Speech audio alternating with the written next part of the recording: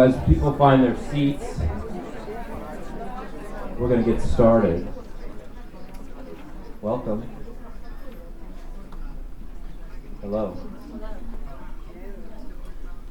My name is Ben Levinson, and boy, are we in for a treat. I have the privilege of being on the board of iCAAD, and on behalf of the board and everyone who works with us throughout, we want to say thank you for being here and making this year's conference one of the most memorable and successful we've had. We hope you've enjoyed it as much as we've enjoyed having you. If you're like me, Dr. Dayton's work touched your life probably before you even knew about her. I know in my case, her work touched my life before I knew about her. And so it is a super privilege to get to introduce you. We have had an amazing lineup of powerful women these last 3 days.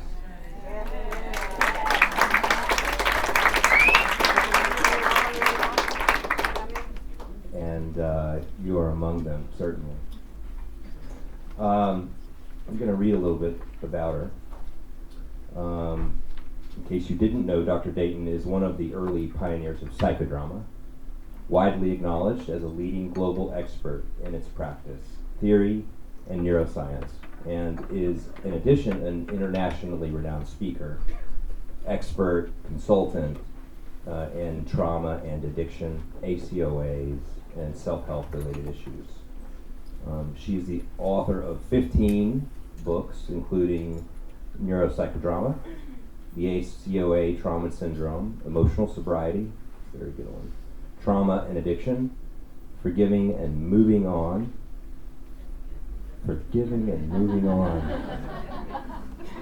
and The Living Sage. And on that note, she's going to be signing books in the Lancaster just across the way at 3:30. So if you're interested in having a moment with her, you can meet her there then.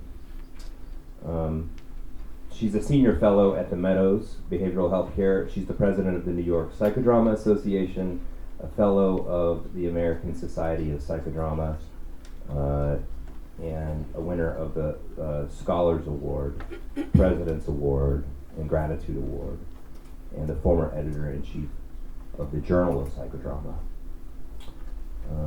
And it goes on and on, but I'm not going to go on and on. Please help me extend a warm welcome to Dr. Dayton.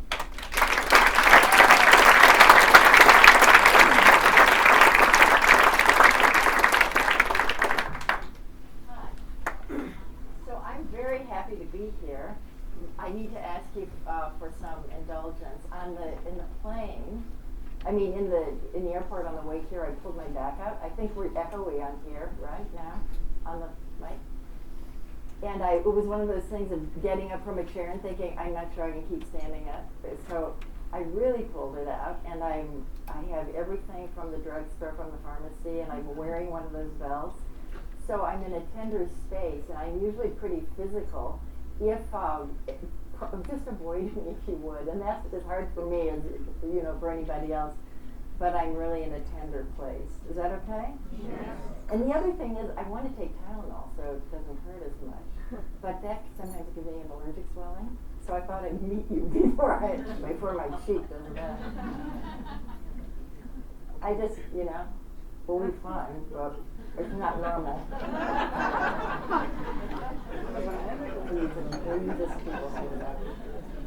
Having met you, let's get started. Okay, so, how many of you are familiar with psychodrama? How many of you use psychodrama? Marcia, where are you? I don't want to forget to introduce a veteran psychodramatist who lives in London, Marcia Karp. I just don't want to not introduce this very, important psychodrama lady.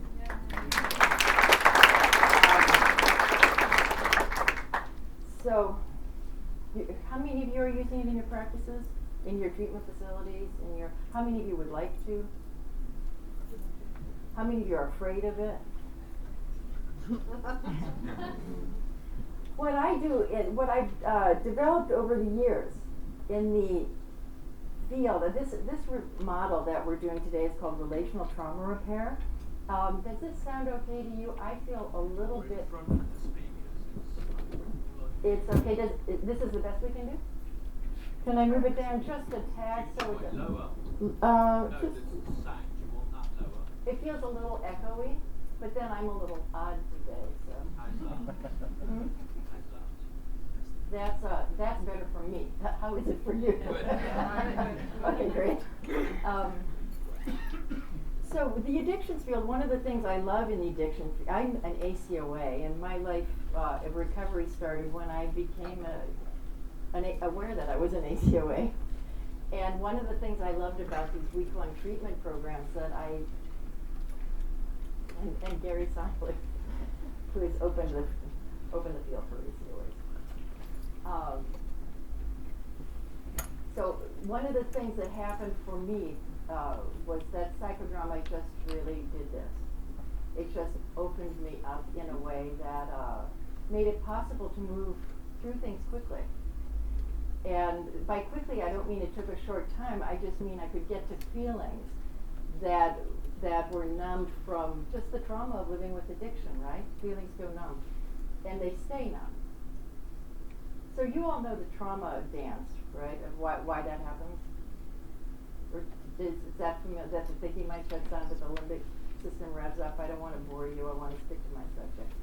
Okay, so we're left with a lot of numb feelings. Psychodrama is very efficient for that. But only psychodrama, in my experience in our field, can go in many directions, right? And it depends on the skill and the awareness of the practitioner how many directions it goes in and how safe it is.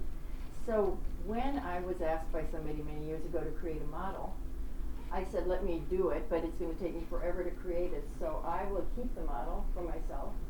I mean, I won't give it to you entirely, but what I will do is create a model that is easy to use, that doesn't require the kind of training that psychodrama requires. So then we use sociometry. J.L. Moreno is the inceptor of psychodrama, sociometry and group psychotherapy, father of group psychotherapy. Psychodrama is anything you see that's role play, that began with psychodrama. Sociometry is the attractions and the repulsions, the neutral between people. It's really the group dynamics. But it's group dynamics in concrete form.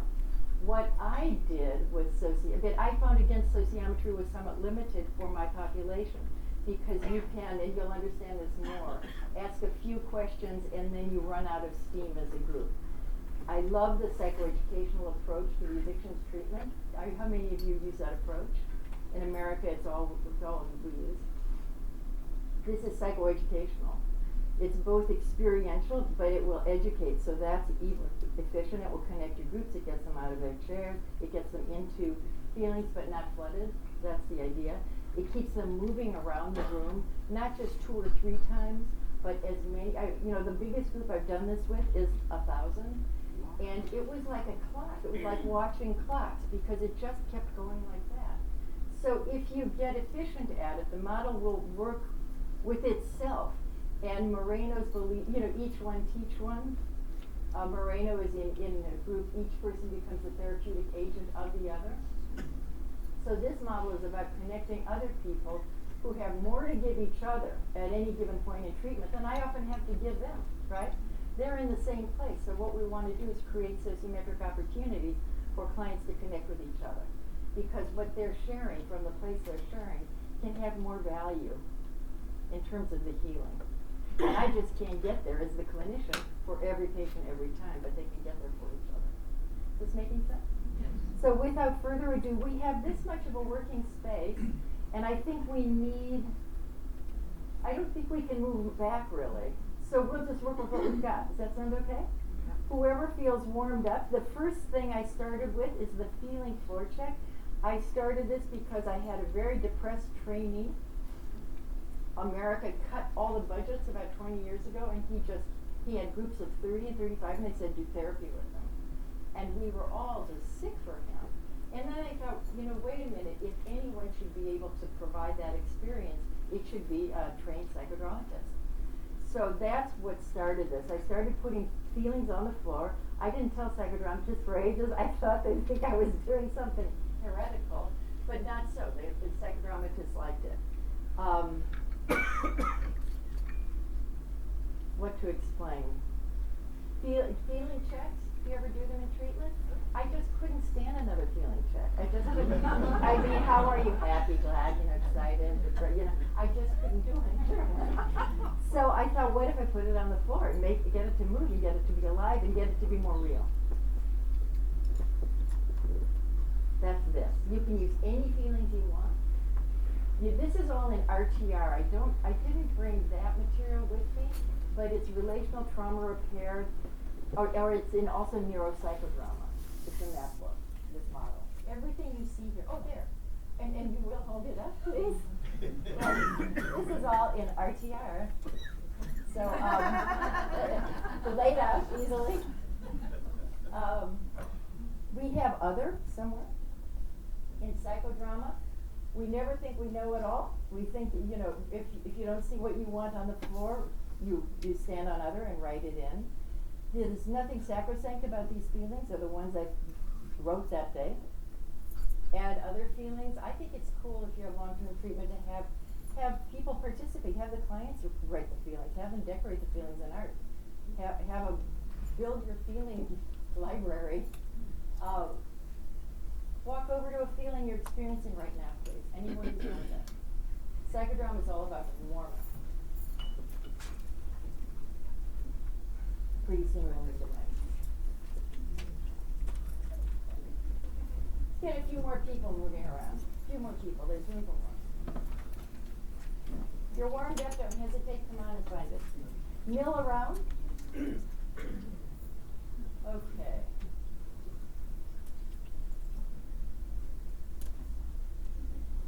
So with one mic, raise your hand. And here's the question. I ask is, whenever you feel warmed up, share a nice, crisp sentence about why you're standing where you're standing. Important that you say nice, crisp, because otherwise it turns into a group share and you'll look around and people are just tipping over with exhaustion. So, and you have to unfortunately be good at asking people to wind it up, otherwise you lose the rest of your group. But I find if I start in the front, a nice, crisp sentence about why you're standing where you're standing. And raise your hand and we'll come over with a mic. I'm standing by content, and it's because I feel connected and full after lunch. I'm standing by content because I feel like I have a perfect balance to my week in London with great experiences here and traveling around London. I'm standing on content because having walked up and down Kensington High Street 3 times with my phone not knowing where I was, I finally got here to this particular talk, which is fantastic. I'm standing on stressed out because I'm overwhelmed with responsibility. Hi, I'm standing on anxious because no matter what's going on in my life, there's always a low-level anxiety that's constantly running. I'm standing on lonely because I'm missing my family. I'm standing on angry because the therapeutic agent that I advocate for is illegal in the United States and it pisses me off.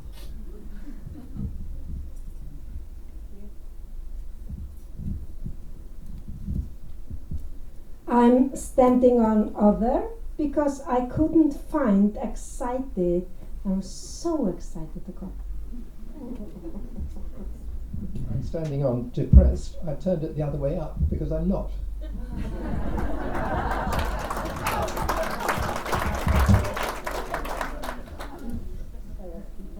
I'm standing on hurting because I am. I'm standing on hurting because I have a deep sadness. Okay, there's only one more. I'm standing on happy because I've connected with so many wonderful people at this conference, and connection's what it's all about. Okay, try, and once again, please excuse me for doing moves all over, maybe sitting down here and there. walk over to a feeling that that you don't like experiencing much. That when it comes up, you go.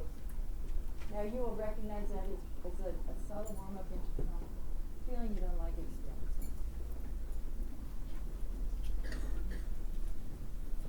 Same drill. A sentence is warmed up. I don't like. I don't like feeling trapped because it messes with my identity of who I am. Yeah, I don't like feeling trapped. I don't think anyone likes feeling trapped. No. I'm standing on track because. I don't know, because I was drawn to it, because when I saw it and I saw the picture of the handcuffs, I just immediately went, bam, that's the one. Say one more sentence. I'm Standing on track because. I'm standing on track because it's the thing I fear most. Okay, thank you. I'm standing on track because I felt it in the past, and when I felt it, it felt like there was no hope. I'm standing on frustrated because I hate being prevented from doing things. Well, there's more drama there, but you see we'll warm up. There's several dramas warming up. So if this thing, that's all. Standing on guilty because I'm an adult child of an alcoholic, and that's how I felt when I was a child. And now, today, feeling you don't like feeling. Not so anymore. When it comes up, yeah, okay, great, thank you. I'm standing on stressed out because I don't like who I am when I'm stressed out and how I behave.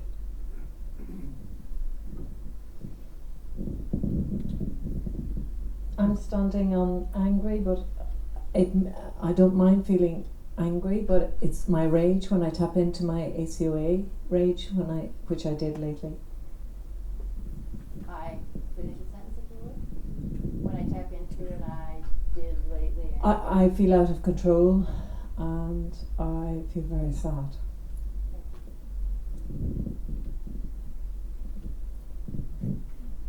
I'm standing on board because I hate when I relapse and I get bored of the meeting. So that's what it reminded me. I hate when I relapse and I get bored. I hate when I'm bored at meetings and I use that as an excuse to go out of the rooms. And then relapse. And then relapse. Okay, thank you. Over here. I'm standing on scared, and I don't like that feeling because it can take me into terror and panic. I'm standing on empty. I'm an addict, and I choose all the wrong things to fill up my emptiness.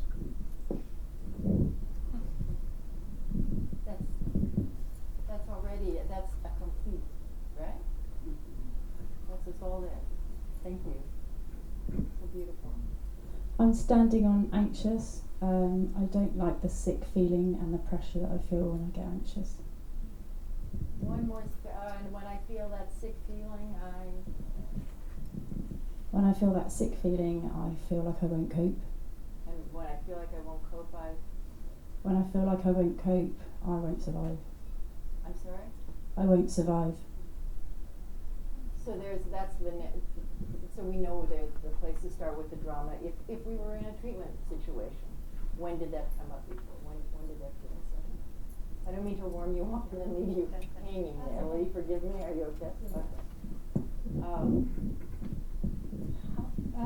I'm standing on resentful, and I don't like feeling resentful because it blocks me from my own feelings. Oh, there you are. Okay. Yes. Yeah, clear. Thank you. What do you say? You get this idea somewhat, right? You want to move into the trauma symptoms and see how we work with those.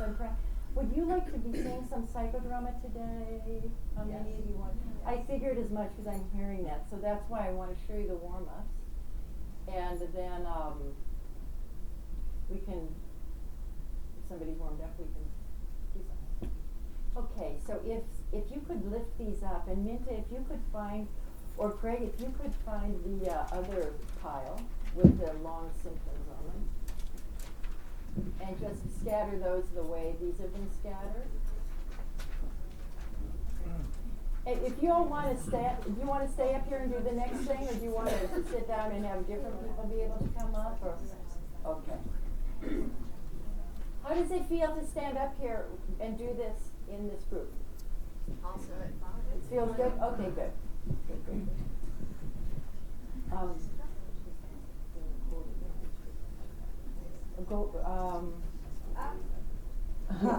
Hi, I'd just like to say that we didn't mention at the beginning of this that the presentation is being recorded, so anyone who is participating, be aware that, and if they don't want to, obviously, please don't. Yeah. Dad, are we okay with that? Oh, that 0 shouldn't be there. Okay. Oh, cool. Thank you so much. Just anywhere there's room. Okay, so now what these are trauma symptoms. And the reason I'm working with them like this is because I noticed when trauma started coming into the field, when I would lecture about it, people would start to go dozy, right? It's very hard to find yourself on a chalkboard. You start to get flooded and you think you're every symptom, or you want to leave, you want to avoid any of it. So by putting them on the floor and managing that, it helps people to decide. One of the things that happens if you're traumatized, if your thinking mind shuts down, right? You start to lose the prefrontal cortex decision making. So we want to work that backwards and provide as many experiences so that people can reclaim their ability to choose. So if you see this process, they're choosing constantly, right? It's constant choices. And that's just a subtle way to train choice. Stand up, please, and walk over to a symptom that you feel pulls you right now. Just stand up, anybody? Come on up. Who's ever warmed up, and whoever wants to play a little. By the way, if you have any inkling of doing this yourselves, please come up and do it here. This is not something to watch and take out and then do. It's something to do and then consider doing.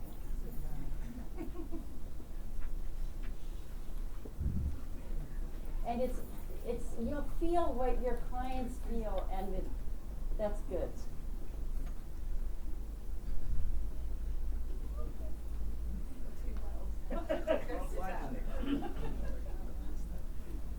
Now, are you hearing there's just a little more action in the room, a little more buzzing, a little more familiarity?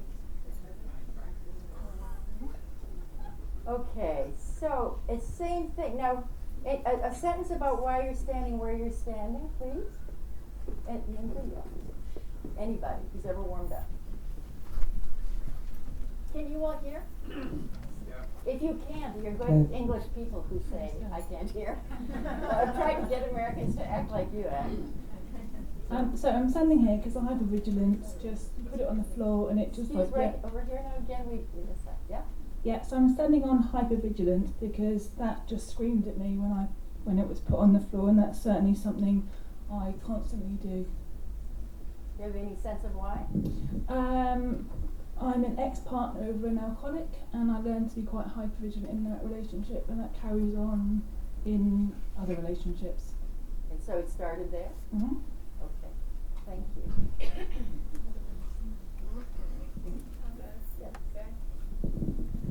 Hello. I'm standing at somatic disturbances, body aches and pains. I'm standing here because I suffered for many years with painful psoas muscle, had shingles 3 times, pleurisy is how I feel my feelings. I understand that. Yeah. I'm standing on traumatic bonding because when I saw it, my body just got into fight or flight reaction.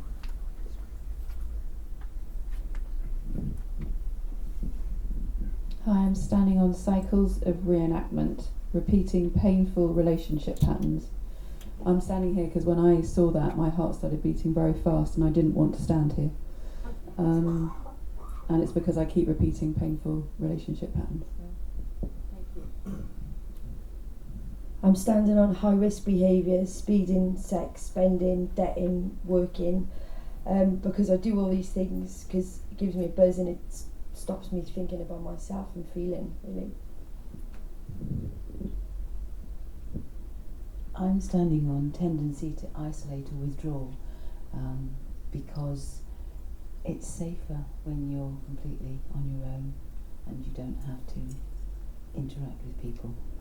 Now, had we no mic, as we wouldn't in a treatment, I'm guessing you would have been talking quietly, and I would have started the work right there with speak up if you could, because one of the things we lose with trauma is our voice, right? So that, and that's actually a very useful and simple, helpful intervention, right? Yeah, good. You want to say it louder? But we all heard you, I think, as a mic. Huh? Yeah, we heard you. Okay. That's it. I hope you don't mind mine. Okay.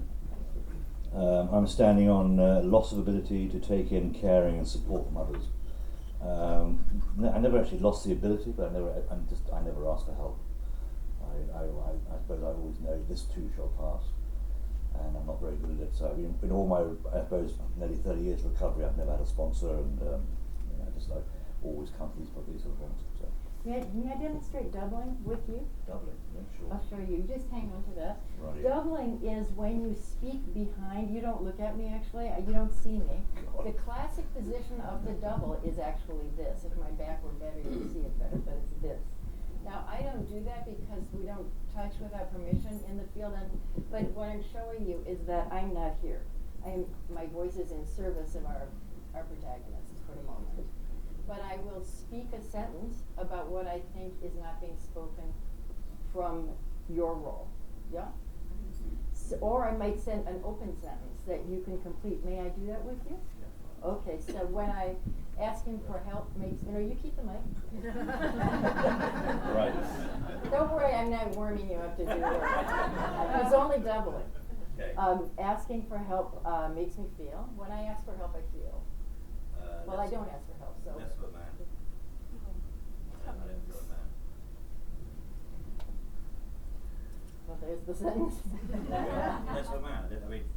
I suppose because I was in boarding school from 7 to 18, so I was taught how to be independent and not ask for help. I'm very familiar with this. Thank you for opening that up. Okay, somebody else? I'm standing on rigid defenses, denial, dissociation, splitting, minimization, intellectualization, because I feel like I'm often living I just have this top part of my being and I'm kind of cut down and I'm intellectualizing a lot. So beautiful. If you're, what part of your body, can you feel anything in your body right now? Anything moving anywhere? Well, no, it's my heart because I feel a little bit self-conscious. So if your heart could speak at this moment, what would it say? Don't be afraid to speak up. Yeah. And there we would just move it from there, right? Where did you learn that speaking up was a scary thing to do? And I'm not saying we'll move into that right now, but that's where you see how people start getting warmed up and the work starts to focus itself without my focusing the work, just paying attention to where it's naturally going. Does that feel right to you? Yeah, it does. Yeah. And if it didn't, it don't matter. You would just tell me. No, it does. It does feel right about not speaking up about emotion. So emotion is wrong. So I'm only rational. So I'm only in my head, hence intellectual and split. And there's nothing better for psychodrama than you can even say who could play your head, who could play the rest of you, who could play the part of you that couldn't speak up, who could play the part of the longing to speak up. You can get the stage full of ways to do it, and then you move into the issue in a way that's creative and spontaneous and yours, instead of my saying. Instead of my saying right in your face, right? Where didn't you learn to speak?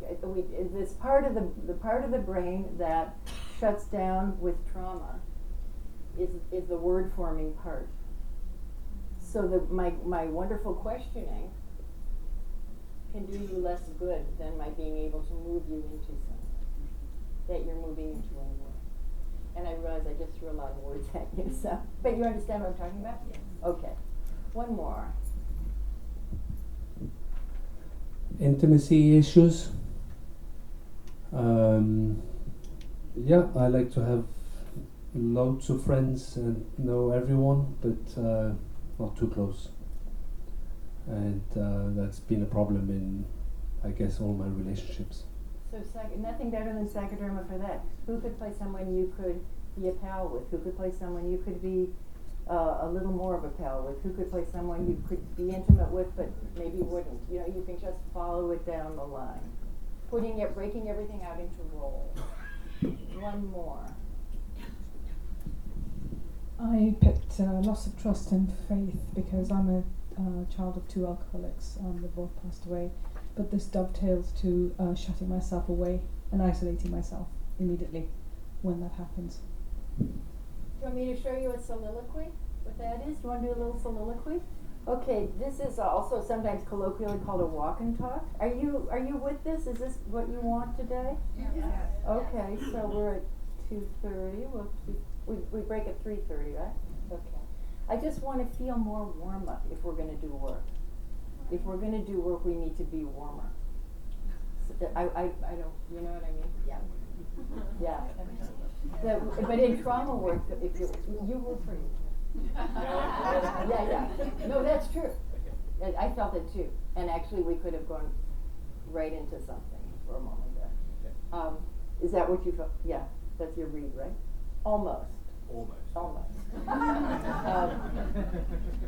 Okay, walk and talk with me. We'll do a little soliloquy from loss of trust and faith, which lands you at, did you say? Isolation. So what I'm going to ask you to do is your Hamlet for a moment, and you're doing a soliloquy from when I lose trust and faith, we just listen. So I say. Yeah. So when I lose. It's your soliloquy. When I lose trust and faith, I withdraw. And keep going. And I isolate myself from people who I don't trust, because I'm afraid that they're going to hurt me. I'm afraid they're going to hurt me because. Because that's how I've felt. In my childhood, I've not been able to trust anybody to be there for me, and I don't want to be a burden to anybody either. So the best thing for me to do is to withdraw from everybody who potentially are going to hurt me. And I feel lost, and I push people away, but I still want them around me, but I still want to push them away. It's a beautiful song. How are you doing? Is that okay if I walk away now? No. Okay. Okay. Where's Mint? Oh, there you are.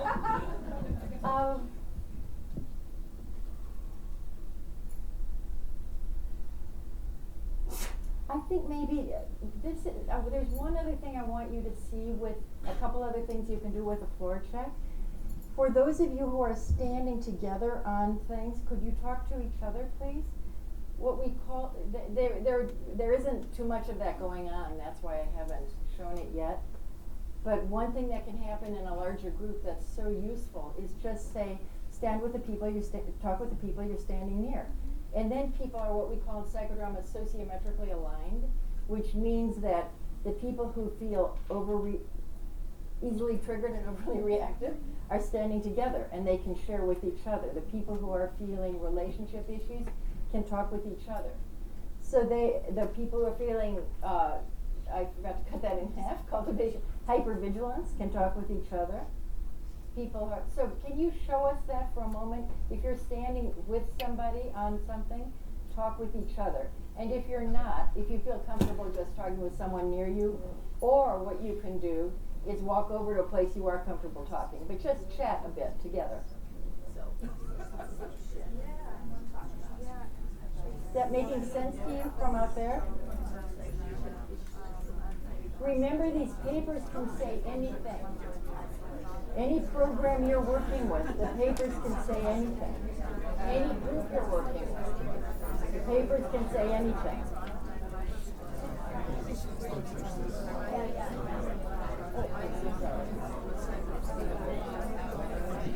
Are you hearing the decibel level and the comfort level?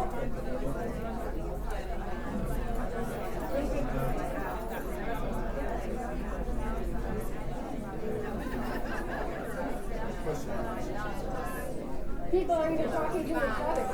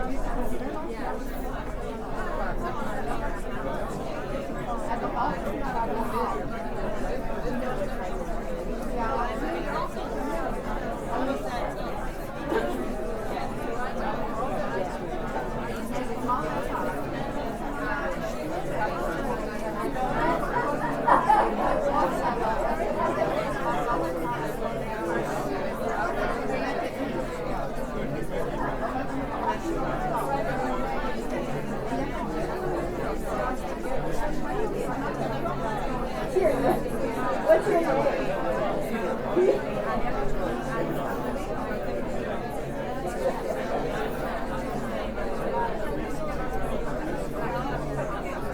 I don't suppose you want to be used yeah, developmental. What about, yeah. Oh, you want to look at this, great.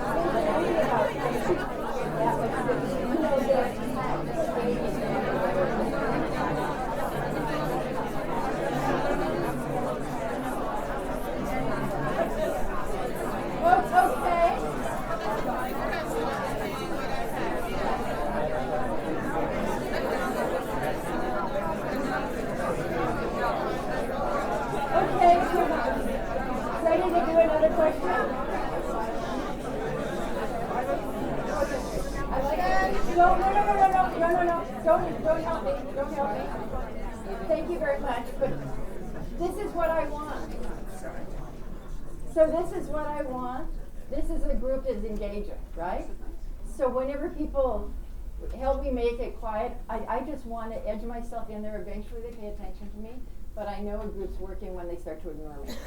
And you just started to ignore me, which is a really good sign. But anyway, I was saying, and I was loud enough so you could have heard, but you collectively, this is groups do this, they collectively just decide to ignore you. And that's good, because they're valuing each other. And I do have Peter's permission to tell you that, is this really still okay? Yeah. That about 3 minutes into it, he said, are we going to sit down now? And Peter was on intimacy issues. So, I gave him an assignment to stand up and talk more to him. You're a good sport to let me. But that's, I mean, it's fun, right? We should have fun while we're healing. That's part of the healing. Okay, thank you so much, good people. Or do you want to stay here for this one? Yeah, stay here for this one. Okay, this is a timeline. This is a trauma timeline. I have tried this in every permutation over the years. I started it early on. Again, fearfully, because trauma was a subject we were just opening up. But I've worked with it over the years in every way, adding things, taking things away, adding resilience, taking that away. I find it easiest just to do it as a trauma timeline and ask some questions, because you get the purer results. People see it more clearly. Walk over to an age where you feel something, something just is still stuck in there. Something wants to come up, or you feel frozen. I always say a lot of things because I don't want to get too specific, because then people try to get too correct about it. And if you're warmed up and you find you're not sitting down, now I'm going to ask everybody who's watching to just focus up here, if you would. Whoa. If anybody's warmed up and wishes they were here, go up. Okay, so what you'll see is you're not in boarding school anymore, I don't know.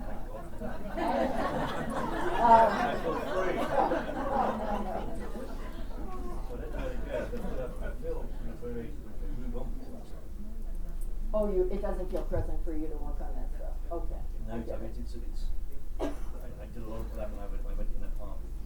Yeah. I felt free. I feel like healed from that. Yeah. Use somebody else. Okay. Right. Yeah, okay, good. So it's, I mean, So you're up to 25. Well, I mean, my abuse was basically from 5 up until 18. Mm-hmm. You know, and you're standing now on. Well, at times I feel like a 35-year-old, but I don't really know. Maybe we don't want to mess with that. Maybe that's good for all of us. Yeah. I'm just not too sure. I think I feel as if I've made friends with the young me, and you know, I don't act out anymore. I'm pretty free from my addictions today. And as addicted to everything under the sun. I mean, one jelly baby. So why are you standing on 35? I don't really know. I just don't know. I just feel like a 35-year-old. Even though I'm in a 56-year-old body, I still feel like a 35-year-old. Well, there could be a lot of reasons for that, and that would be certainly something to open up and work with, but I'm not sure you need it. Thank God So, for that. yeah. I mean, I'm not sure it's even a bad thing. So, so let's just let them feel sure then. I think it's not a hot button, right? Yeah. Okay. Yeah. Yeah. Yeah. Thank you. Yeah.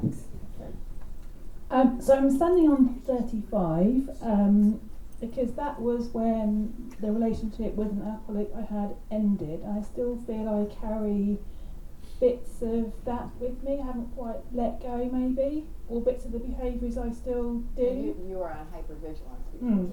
Okay, thank you. And I do want you to notice where 2/3 of the group is. Always. Well, I'm standing on 55 because it was a real transitional time in my life, and I think it was a time where I finally began to open up in many ways, and started to realize what I was and what I wasn't, and it really gave me the direction for the rest of my life. So it was a breakthrough moment. It was a breakthrough time. Yeah. Okay, so that's great. So that's a breakthrough moment.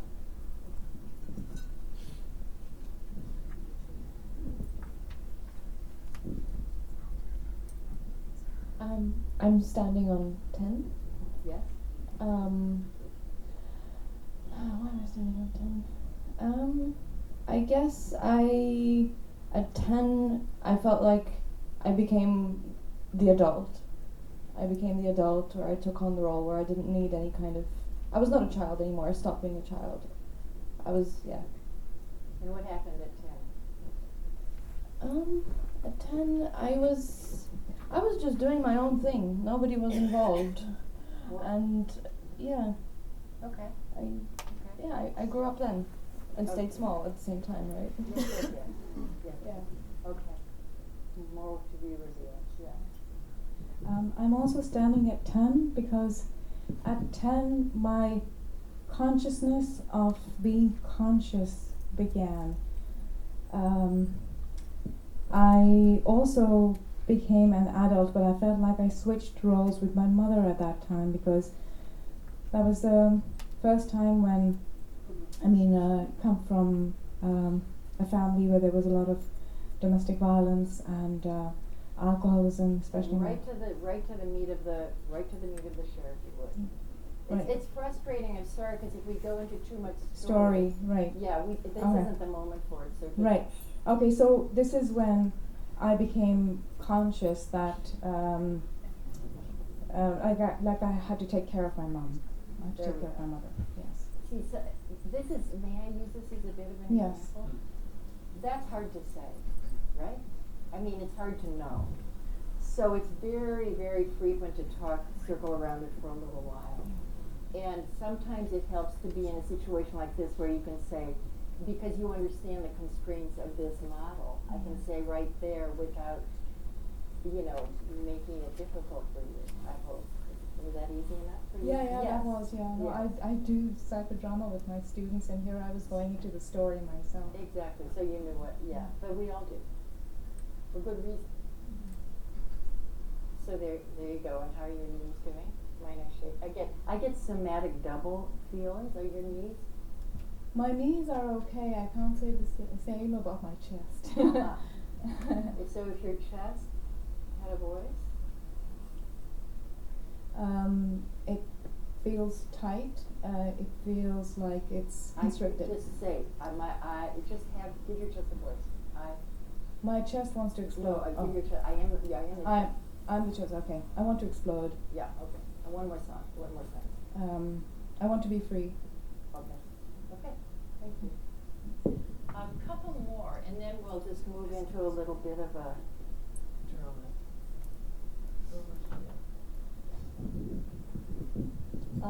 About 5 years old, my father was killed in a car accident. He was drinking, and my mother jumped in the bottle and never came out, and life was hell after that. Okay.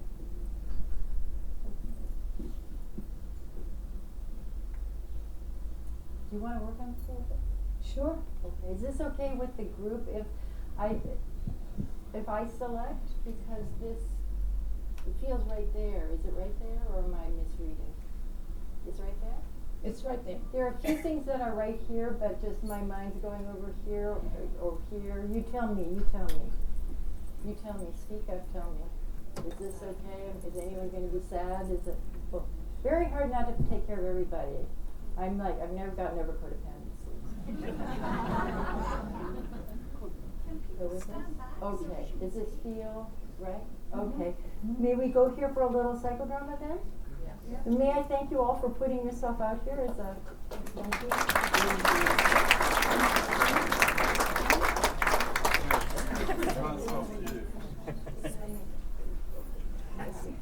Yeah. Oh. Is this good to do with you? Okay. Okay, so whoever feels like it meant it would be prayer or something, if you think. So,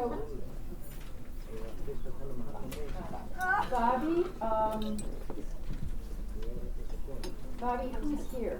Who's here? Who's here? In this, I mean, who do you need to talk to? So here's the question.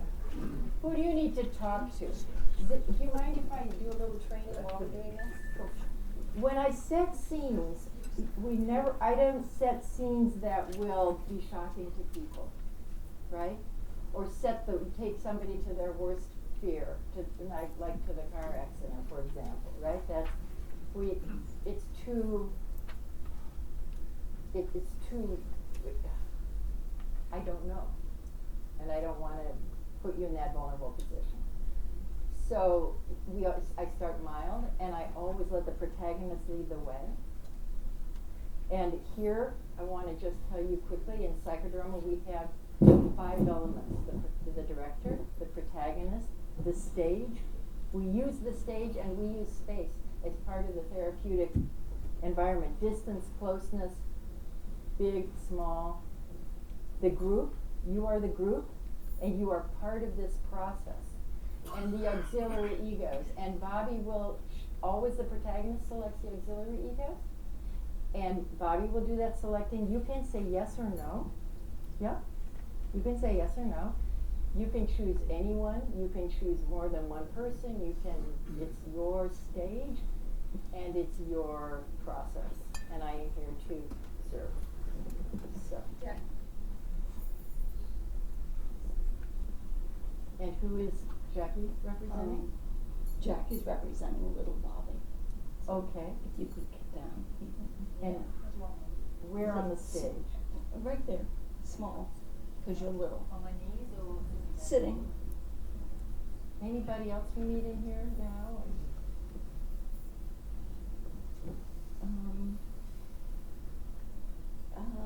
Just maybe this row right here.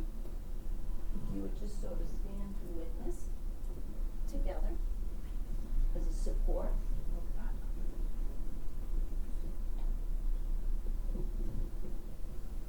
Is that good? Yeah. Okay. I'm really sorry. I'm really sorry. you didn't get to have a child. I'm really sorry that nobody was there to protect you. You needed to be protected. And nobody was there. And you're very precious. And it's amazing what you've done with your life. Nobody could imagine. We need to hear. We need to hear. Nobody could imagine. Nobody could imagine what you and I know. And this is what you created for yourself from the wreckage. And I just wanted to tell you again that I love you, and I'm sorry that that happened to you. You're very brave. Reverse role. Is physically change places. Do you know how to do that? So just give her a couple of those sentences. Usually what I say is give her the last line. I don't necessarily go for the whole thing. If there's a particular message you think stands out, but give her the last line so the drama keeps moving. I'm sorry what happened to you. You read that essence. I'm really sorry what happened to you. And you've been so brave. And just look at what you've managed to create from the wreckage. And that's amazing. You're amazing. You're precious. Thank you. Thank you.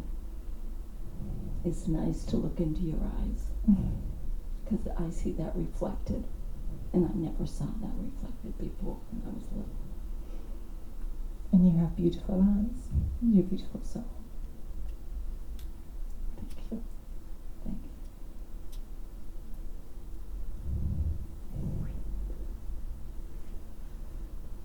you. Is this what you wanted? Yeah.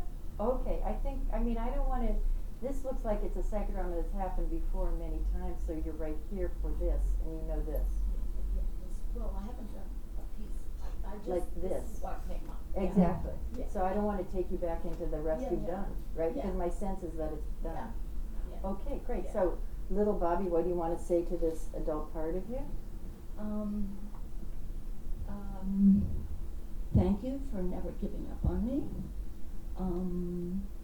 Thank you for being my champion and being brave with me and walking with me and celebrating me.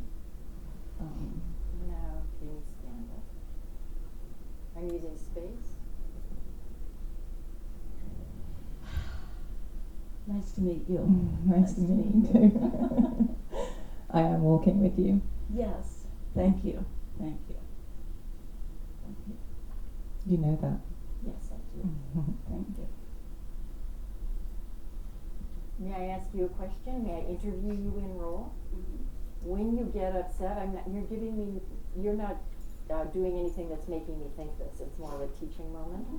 When you're in an upset state, can you talk to her about it? Yes. Yeah. Yes. I'm going to go off script a bit. The reason I'm asking that, first of all, I'm sensing this is a pretty complete drama, that there's not a lot to delve into here. But also one of the goals with ACAs, with people who've been traumatized, is to get this wounded part to talk to this adult part, right? Because what ends up happening is we speak out of our woundedness, but we don't know we're doing it. So we speak out of this need and woundedness, and then we get really sad that the world isn't understanding us. I'm telling you my needs, I'm telling you my wounds, and why aren't you responding? Because it's from this wounded place, people we're grown-ups, we want it in grown-up words. So one of the big treatment tasks I always feel is to grow this part up and get this part, when wounded, to talk to the adult, and let the adult start to translate it and talk to the world. Does that make sense? It's a small shift, but it'll change the lives of people who are operating from here and wondering why the world isn't coming on board. So you could do a lot of work just in this range. But I sense the work is pretty done. So reverse roles. say the last things you want to say to little Bobby. We're not through yet. Like, we're gonna have a lot of fun. You know, you're going with me. Like, we know how to have fun. We know how to be grave. So, but there are a couple things we don't know how to do, and when Tian said it's done, I got in touch with what that was. I mean, I'm not done yet. In fact, if I were to keep going, I would fill the sentence.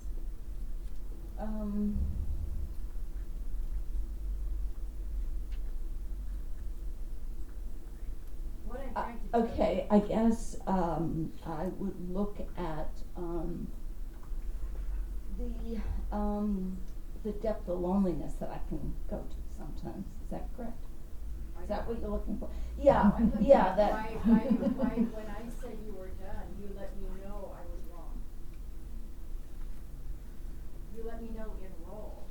We're not done yet, right? Oh, I was saying that to little Bobby because she has a full life yet to live. Ah, sorry, I misunderstood. That's all right. Okay. Yeah. That was helpful because I was like confused. It was like, yeah, that's what I meant. That we still have a lot of living to do. Oh, good. Yeah. Good. Yeah. That's great. That's great. That I don't want to mess with that. And the adult part is as important as the little girl. Like, she walks into a room, she gets excited when she sees Tian Dayton. Why don't you just take her introduce her to the room? So, this is a powerful piece. I've done this with clients. So, this is Bobby. And you're really lucky to meet her. She's really cute.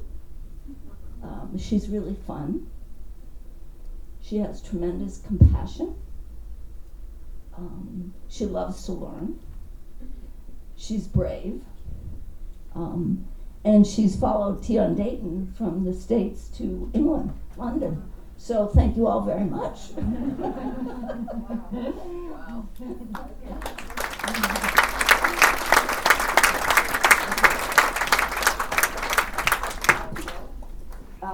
Here's the deal.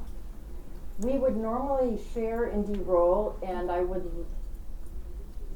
we can either demonstrate that now, how that goes, or that was a pretty quick drama.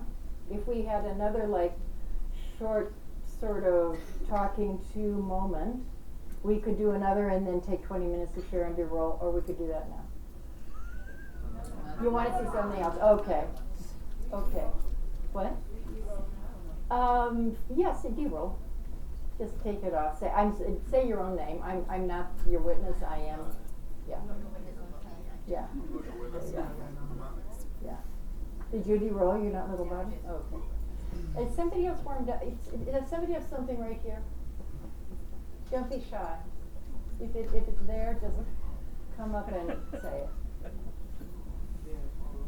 Okay.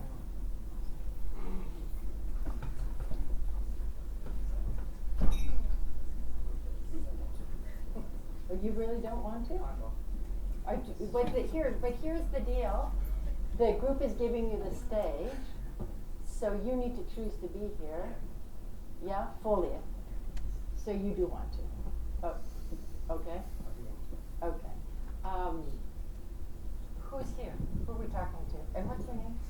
My name is Tanner. Tanner? Okay. And who are we talking to? Well, it's little me, really. Okay. Who could play Little You? Who can play Little Me? Yeah. Go around the room. Yeah, okay. Take your time.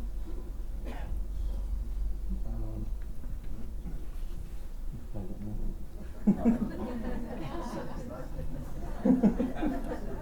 Where is Little You in relationship to Big You? Okay.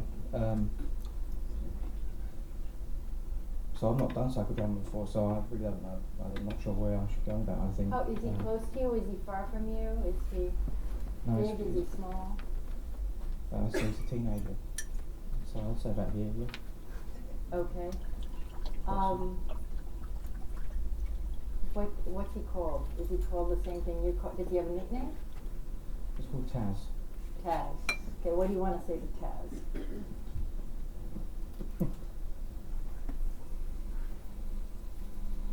I'm not really sure what to say. I think that's the thing. Not really sure what to say. I think the whole thing right now has just been quite emotional, just sitting next to the lady next to me. And it's just So I'm sensing it something in here, right? In here?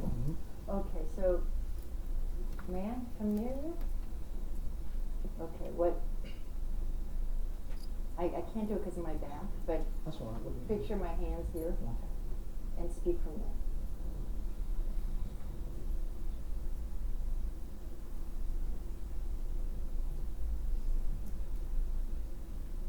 Don't think it, speak it. Really struggling with the word. Wow. Yeah.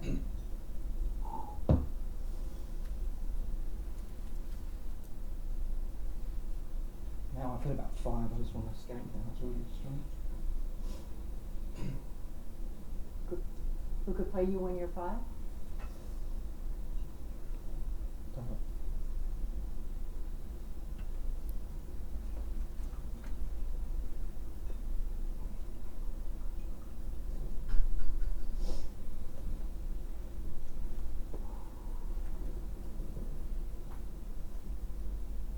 Find the words.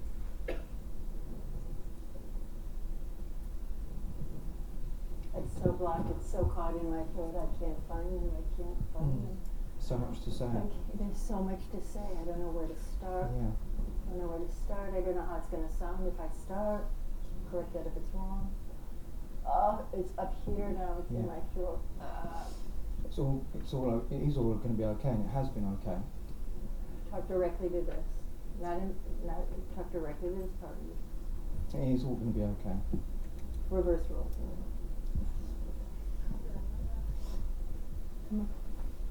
Can you come and stand up and come over here, please?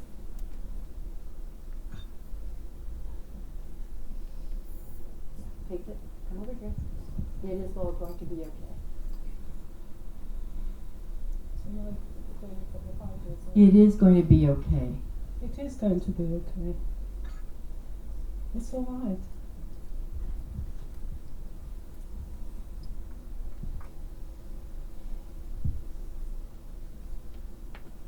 Thanks.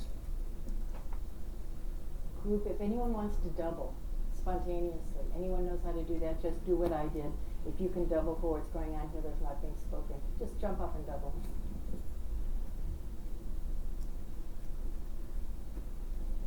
I wish I could believe that.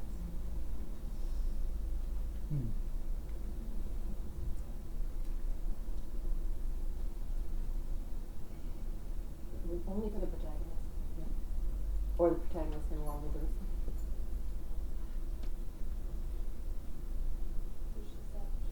Double? Why do you think it's going to be okay? That's a double that's getting ahead of the, may I use this as a teaching point? That's getting into territory we don't need he's in yet. We don't want to put ideas in his head, we want to match him where he is, we want to join him where he is. So find a joining double. The joining double, the real joining double is that's the real joining double. You can do that too. Quit that. Thank you.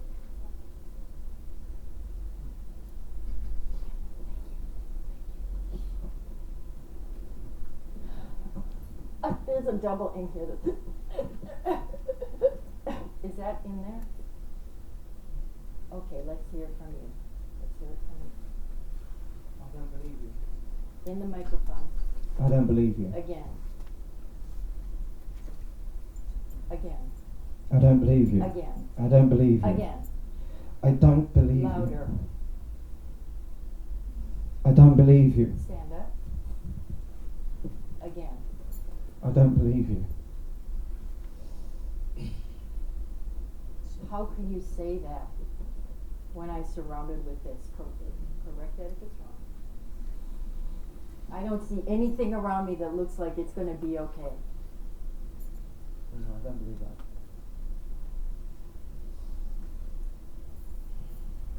I'm going to ask you to come in with your voice and your words.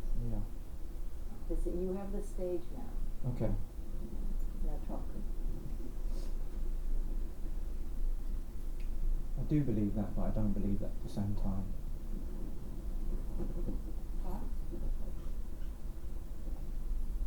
And that's a place inside of me that I go. Correct that if it's wrong. I go to this place where I do believe it's going to be, but then I come back to this place and I don't believe it's going to be. And I haven't really come out of this place fully yet. Correct. Don't worry if it doesn't feel right. I'm just trying to go with what you're giving me. Bang on. Huh? Yeah, spot on. That's why I brought this out onto the stage, because when I try to believe that, this part of me comes up. And I want to say I don't believe that, because I still feel that in some way. Doing really well. Keep going.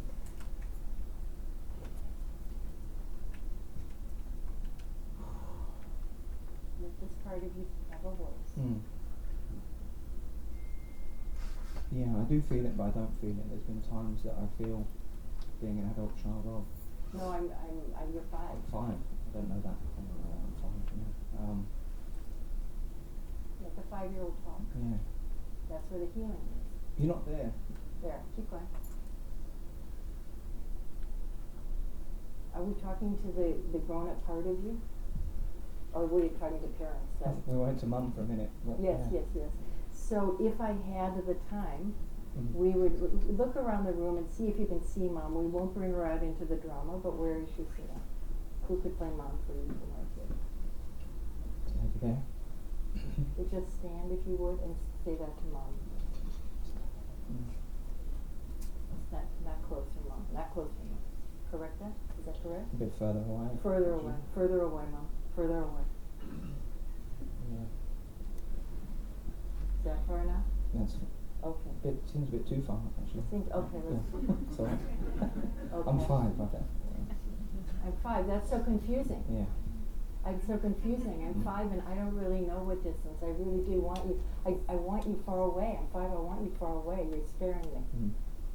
Correct that if it's wrong. Now what do you want to say to Mom? You're not always there.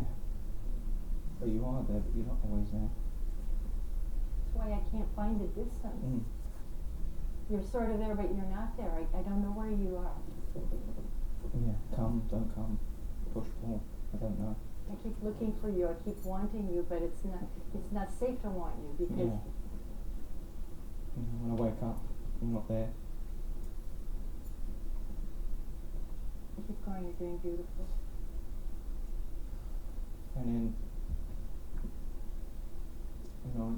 I stay with my nan and granddad's, and they're not there. They're there, but they're not there.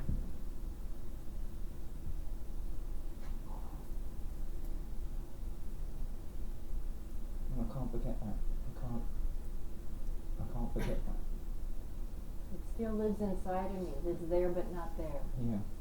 Still, every time I want to get close to somebody, I worry that they're going to be there, but not there. Correct that if it's wrong. That's it. Just let that come.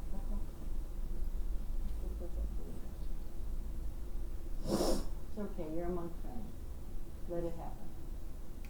Just let it happen. Just let it happen. You want a little support around you? Yeah. Okay.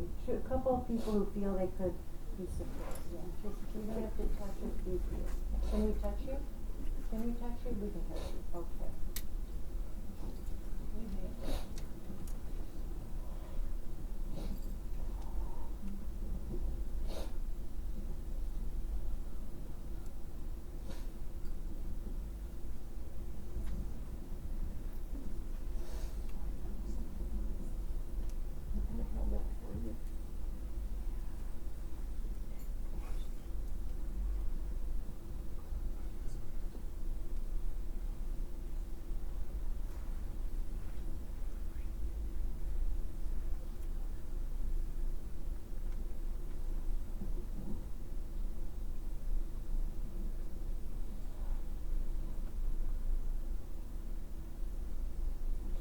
Thank you. Okay. How does that support feel? Beautiful. Okay. So with that support, say the last things you want to say for now. Do you see that? Thank you. It just felt good. I'm giving you back your money. There you go. And from this place of support, feeling supported, what do you want? Say the last thing you want to say to Mom. I love you.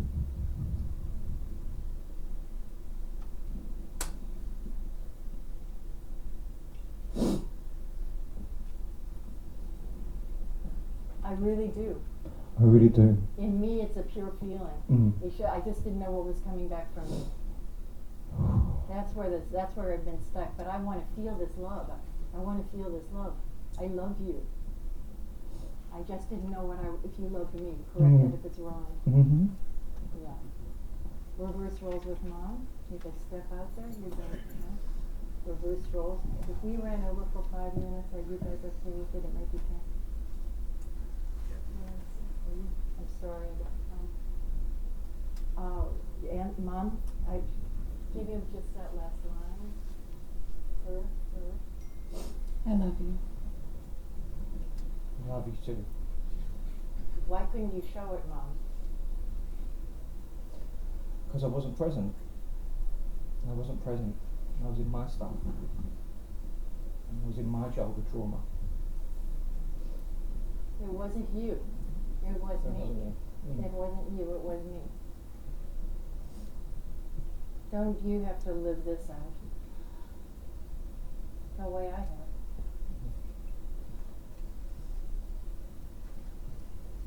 Only for time's sake, we would do a lot more work here if we had the time. Yeah.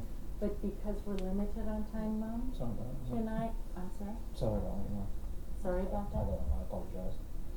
You're sorry, are you apologizing as Mom? I have no idea where I am. I have no idea. Anyway. I'm so sorry that we don't have tons of time. Yeah. Forgive all me. I do love you. I do love you. And I do show that. I work in my program and being an example today that our relationship is much better. Say that again, Mom. Yeah, well, you keep really trying. Our relationship is fantastic today. I just am glad you've been able to heal this part of it, because I know this part isn't part of today, but this part is so important. And this part is your part. And I'm happy you brought this part out, because maybe I can't help you with this part, but you can help you with this part. Yeah. Yeah. I love you. I really do. I really do. Reverse roles. And say the last things you need to say to Mom for today, for now. I love you too. And thank you for saying you love me. That makes me feel safe when you say that. Where can Mom be now in the room vis-a-vis you? Sorry? How close or distant is she? I want Mama closer. You want Mom closer? Your stage. How you tell her where? To hear. Okay. And now say the last things you want to say to Mom there. As a 5-year-old. That is, you're right. You're 5 there. Okay, where are you? You're the adult. Thank you. Okay. Say the last things as the 5-year-old. I'm glad you're here. And I love you very much. I feel safe now.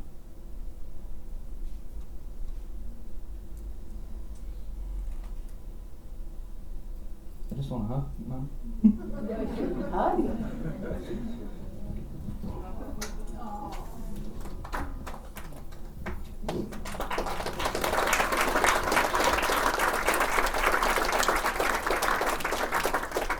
Now come here and reverse roll, please. Thank you. So say the last things from the adult self. You go back where he was. No, don't change any of the places. Go exactly where you're back here. Just where he was. You go just where he was. And you go just where you were. Yeah. Last thing to the 5-year-old from this adult part. or actually last thing to mom from this adult part.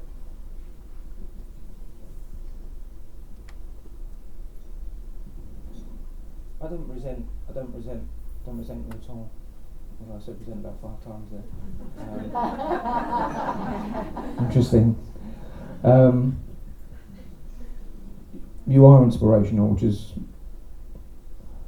why I was able to get clean in the first place. And it's our own journeys and our own program, our own path, and not being in each other's pockets in our recovery, which has allowed us to heal as adults and be a part of each other's lives in a much more intimate level to any of our other family members, which is difficult at times. But I love talking with you.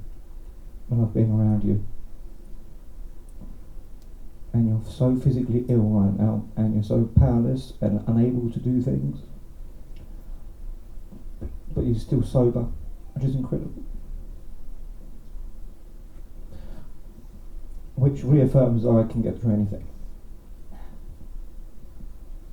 With your strength as a powerful woman, for sure. And the last thing you want to say to the little you. I'm sorry, was that an Yeah. important thing? No, I can't remember what it was now. It's gone. Okay. I'm sorry to be leaving it now. I'm speaking to 5-year-old. No, You're just ending the scene with a 5-year-old. The good news is, it is going to be alright. It really is. That is the good news. That is the great news. And somehow I knew it all the time, and somehow you knew it all the time. Yeah. Somehow we knew it. Yeah.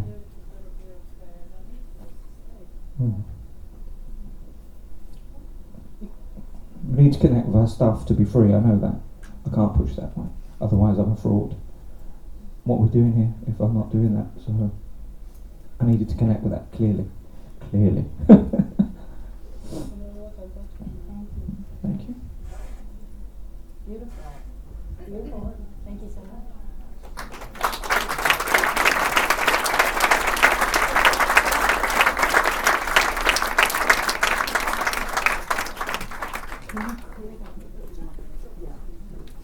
Thank you so much. Okay, can you move that, please? Thank you. Okay, yeah, thank you. Okay, so, now we have 10 minutes before we break, and I want to show you sharing and de-rolling the Psychodrama way. I really am not one who runs over. I try to stay very close to time. But if we ran over from 5 to 10 minutes, be honest with me, is that a problem, or if we... No. That's okay? Yes. Okay, what's the outside time? What, 22 would be 10 minutes? Is that reasonable? Yeah? Okay, and if anybody needs to leave, we understand. Okay, so sharing with where's our protagonist? There you are. Sharing in psychodrama, it's very important to share this way. It's not feedback. It's not great work. I saw you really change. I saw you. And we have 2 protagonists here. One is more recent, and there might have, so you might be more warmed up. But if you share with either or both, what came up for me witnessing your psychodrama was from my own life. So it's for your continued healing, and that's important. And then the de-rolling is just, hi, I'm, Tian, I met your sister, playing your sister, I felt, shed the role, and then as Tian, what came up for me. Now sometimes when you're playing a role, you're not in touch with what comes up for you because you're still in the role. Don't worry about it if that's the case. Just de-roll in that way, but share what it was like to play the role. So if you could keep this to kind of what I call sort of speed sharing, I'm sorry. But I want to give as many people a chance to share as possible. And maybe we'll break the last 5 minutes and just turn to each other and share or something. But I want you to see how it goes. So take it from here. Directly with the protagonist, eye to eye.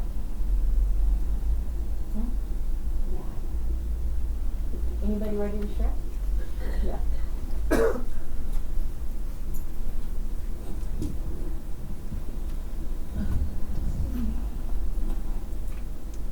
I was very moved by your drama, by what I saw, and what came up for me was the confusion that I have felt my whole life. The confusion between being so angry and so wanting to love at the same time. Thank you.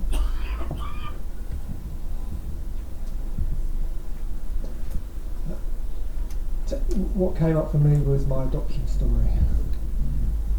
Another sentence about that, please. Right into the mic. In a surprisingly raw way.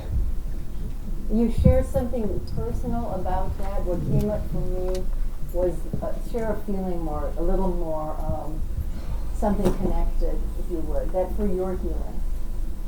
Just the pain of it.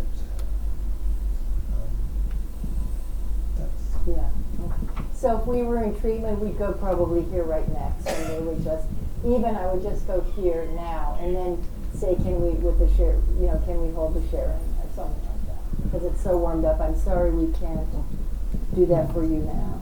Yeah. Yeah.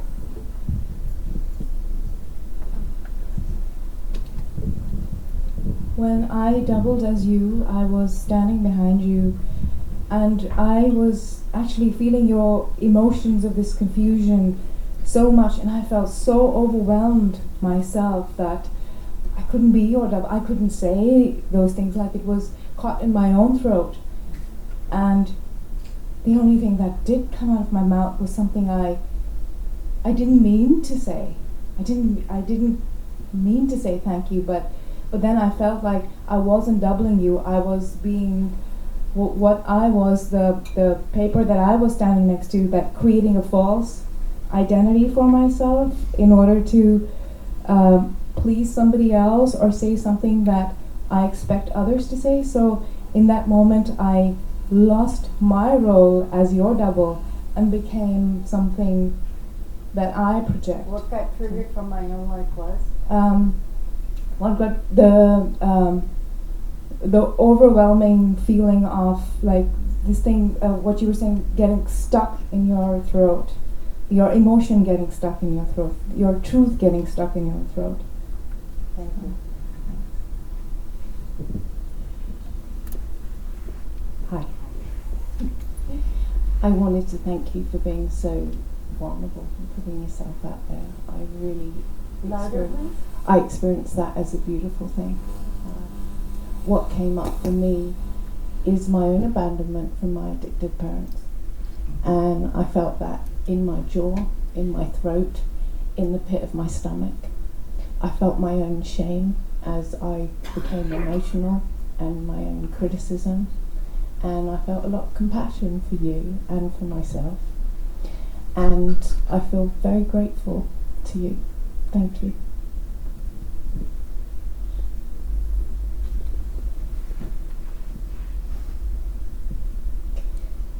What I wanted to say to you in role as your mother was just, I love you, Taz, I love you, I love you, I love you so much. And in role as Dufflin, other things came up that I wanted to say that were the things my mother said to me, which were never helpful. So I didn't say them. But feeling that feeling in role of, so much, and I feel so stuck, and I wish I could go back. I wanted to go back, and I wanted you to be a baby again, and I wanted to rock you in my arms, and I wanted to start over. And that feeling gave me so much insight and so much compassion for my own mother. So I thank you for that. Taz, I just wanted to say, you took me right back to when I was 5 years old and reminding me of all the feelings that I had at that age, but also reminding me how far I've come since then. And I think what's important to me was Psychodrama that released me. It was the first time, I was 17 years in recovery, where I finally let go. Because I didn't let anybody in for a very long time, and then Raquel Leonard was the only person I really trusted. And I think it just showed me the power of what it does. I mean, I find it difficult to connect with some things, but it's the power of how it was, and I just saw it. It reminded me so much. You know, my parents know that I was raised by nannies, and I was basically introduced to my parents in the evening. You know, so I know exactly where you come from. So in regards to how lonely it was, I didn't trust anybody. So thank you so much for that.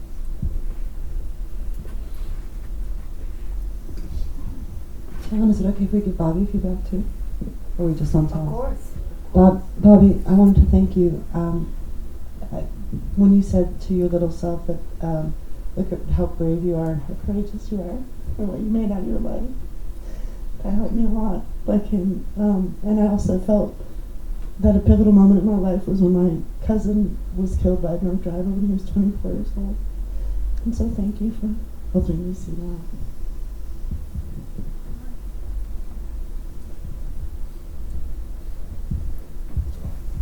Taz, Tana, it was difficult to stand there to be your adult self because I so much wanted to talk, but I was so glad you brought Mum in.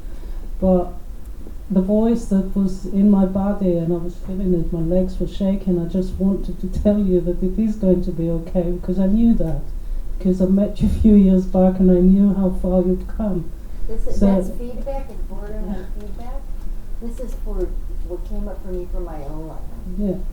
So standing there as your adult wanted to remind me on how much I wanted to keep on saying to this little one of me, which is about 3 to 5 years old, how much things are going to be okay, and it is going to be all right, and it has been all right.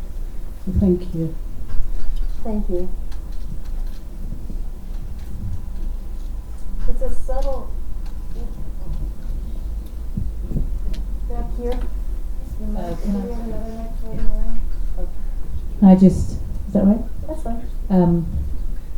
Thank you, Taz. And there was a kind of combination of things. I really got that confusion as a 5-year-old, which was also, and a real sense of fear, the lack of security was what came up for me. And then, but there was another element, which was this real hardness now in relation to my mother. So when all the other stuff was sort of taking place, you know, I really see how I've just taken a particular stance, which I don't seem to be able to. I just feel quite frozen, actually. I was very aware of that.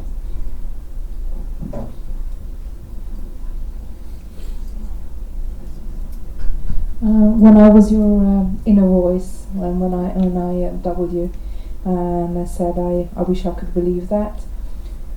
In my role, I felt that I'm gonna get. Oh, there you go. I'm sorry. Okay, I got it. Okay. And I felt that I'm gonna get there, because inside I felt like I'm already there. I'm at my safe place, and I'm alright. I was going to talk to Bobby. Back here, we've got somebody who really wants to share back here. So after you're done. Oh, Bobby, I wanted to say that. Well, you brought up for me in September. I was hit by a drunk driver, and I didn't get killed, luckily, but the car flipped over twice and quite injured and hurt. And I was so angry at the driver. I don't want people to drive and drink. Taz, you brought up so much pain for me of the fact that I rejected my son when he was a child. So it really brought up enormous pain, and that you healed with your mother. And I hope that happens for me, because my son has now rejected me as an adult totally. I haven't seen him for a few years, or my 3 grandchildren. And the pain is very deep. So you brought that up for me. Thank you. Thank you for sharing. Thank you, Taz. Thank you for being so brave and going up and doing your work in front of all of us. It was a real gift. And Bobby. You brought up for me that looking for my mum and no one being there in my own life. And also she was a using addict. And she died at 52 of alcoholism. So yeah, thank you for that. Okay. Thank you very much for your courage and for you sharing what was happening here. it opened my heart for my mother, that I haven't had any possibility to connect or have any contact to nearly all my life, you know. And seeing what's happening here on the floor, it gives me a hope that I can heal this relationship that I've never been, and I can love my mother again, and I can finish this journey with peace to my mother. And it's really so much compassion and hope that I get from this. Thank you so much. Thank you, Bobby, for asking me to be a witness of your process. And what it brought up for me is how important people witnessing my process is, and also how difficult I found it to be there witnessing yours, and how I wanted to change, and just to be a silent, compassionate witness, and how much I really need that in my life. Thank you. Thank you, Bobby, for your psychodrama. What came up for me was, at the age of 5, I was in boarding school. My parents were Christian missionaries, and I was brought up by nuns. Later on in main school, my nickname was Bobby, Popularity Bobby, because I wasn't. However, what my parents gave me were good values, and I've treasured them for the whole of my life. I hardly knew my parents because they were in India for most of the time that I was in London. But that's all right. They were good people and they gave me really good values, and I've still got them. But the other thing that's come up for me, I'm now 82. My childhood is just beginning. I'm having the time of my life.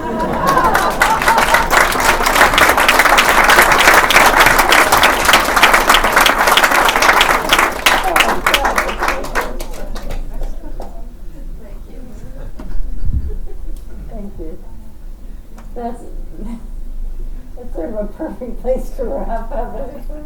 Is that okay? Yeah. We have about 4 minutes for a couple of questions, if you'd like, on the process. Or yes, yeah. I was wondering why you didn't have him talk to the teenage self, because my sense was, maybe that was my identification, that teenage self, based upon the person he picked to do that, was when he became a tough person and kind of. Where I sensed that the drama was with your 5-year-old self, and we were limited with time. So did that feel like the right call to you? It was interesting because that's exactly what I thought it would be, but it revealed something today that I didn't think was spot on. It was basically there. So yeah. It just went there by itself. I just followed it. I didn't make a decision. I followed your energy. You went to the beginning where. Yes, I went where you went. Yeah. And so this is a good time to talk about this being a Zen process. I don't go in with any ideas, and I try not to have any ideas during the process, because what you want to be is just energetically in the absolute here and now. Because then you can float with, if I have an idea, I can't float with the energy. And I because I'm floating with my idea, right? That's the only answer. That's sufficient. That's why. Oh, I think we can do one more question. Anybody? We saw space used. Yeah. Question. Yeah. When you're in a process with somebody and some of the members of the audience are responding so powerfully and so emotionally, when you, like, I'm seeing these people crying and I'm feeling the pain, I'm feeling my own pain. As a facilitator, what do you do? Do you help them? Do you ignore you? I mean, obviously you're with the person who's also emoting. How do you deal with the id? Well, that's a great question. And the answer is that my first allegiance is always to the protagonist, who's here within the stage and who's opened up. So I always stay with my protagonist. And I've learned over the years to let go and trust people, that it's really hard, Sherry, this part, because I want to help everybody who's in the room. And what I could say is my trainer, Zirka Moreno, one of my main trainers, is Moreno's wife. And Zirka always was very open about feeling that this frustration that she couldn't help everyone. Mm-hmm. So I think it helped give me permission to just live with the frustration and the understanding that I can't help everyone. And what I hope is that if something got tapped, you will go somewhere with it. However, one of the reasons he's working in 5-day programs and stuff like that is really nice, is because it just keeps whirling around, making, everybody, and at lunch everybody's sharing with each other. And so what I try to do is enable the group to heal each other. That's what I try to do. And in meetings, catch someone after the meeting. It's the same philosophy. Catch someone after the group. You're a group full of healers. If something came up, have tea together and keep sharing. Just keep the ball rolling. Thank you. Yeah, thanks, Sherry, for asking that. That's actually a great last question. And this is a wonderful group, and we had wonderful. So let's thank our protagonists.